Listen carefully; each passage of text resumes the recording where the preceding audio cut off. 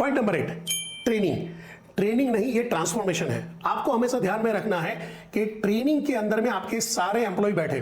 कई बार होता यह है कि एम्प्लॉय काम के बर्डन में या कई और रीजन की वजह से या इच्छा नहीं होने की वजह से ट्रेनिंग में नहीं बैठता है, और जब ट्रेनिंग में नहीं बैठता है तो ईआरपी को समझ नहीं पाता है, वो सॉफ्टवेयर को समझ नहीं पाता है, उसके फंक्शंस को समझ नहीं पाता है, उसको कैसे यूज करना है समझ नहीं पाता है, और इसके लिए कॉन्फिडेंट नहीं होता है। तो होता क्या है, रिजल्ट आता है, गो लाइव डिले होता है। और डिले क्यों हो रहा है? क्योंकि एम्प्लॉय कॉन्फिडेंट फील नहीं कर रहा। और एम्प्लॉय कॉन्फिडेंट क्यों फील नहीं कर रहा है? क्योंकि उसने सही तरीके से ट्रेनिंग नहीं किया।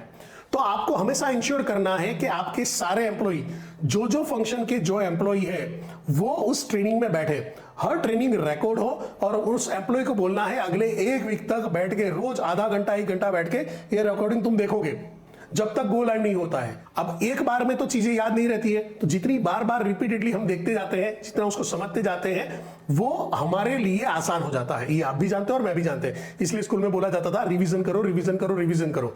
तो जो एम्प्लॉय बार बार ट्रेनिंग को रिवाइज करेगा तो आपके लिए काम आसान हो जाएगा। पर इसका मतलब ये नहीं है कि आपका वेंडर बार बार आके वही की वही ट्रेनिंग बार बार कर रहा है।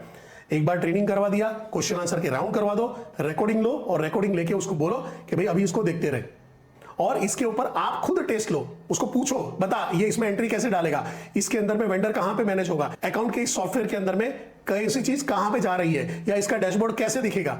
ये सारे सवाल आपको अपने एम्प्लॉय को पूछने हैं पोस्ट ट्रेनिंग। याद रखिएगा, सिस्टम तब नहीं चलता है जब सिस्टम रेडी हो जाता है, सिस्टम तब चलता है जब लोग रेडी हो जाते हैं। तो लोग रेडी हुए हैं नहीं हुए, उसकी जिम्मेदारी आपकी है। लास्ट में इतना ही बोलना चाहेगा, ईआरपी का डिले कोई सॉफ्टवेयर का प्रॉब्लम नहीं है, ये सोच समझ और सिस्टम की कमी का प्रॉब्लम है। सो इसके लिए क्लैरिटी लाओ, कमिटमेंट लाओ और कम्युनिकेशन लाओ।